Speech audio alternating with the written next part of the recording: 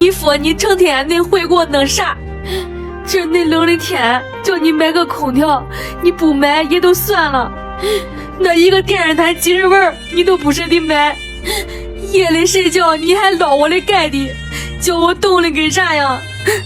都那盖那严，你还能冻发热？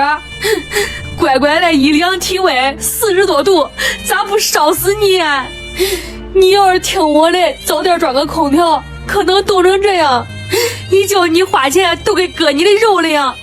几个光给你拿药吊费，一家人花几百块，你可知道？你算算这够买多少电热毯的了？医生说的还得再吊3天的费，这又得花千把块，加一块都够买个空调的了，你可知道？我先给你说明哈，等你好了，你要是再不买空调，我都跟你离婚。别絮叨了，叫他给我捞出去去，我歇不住啊。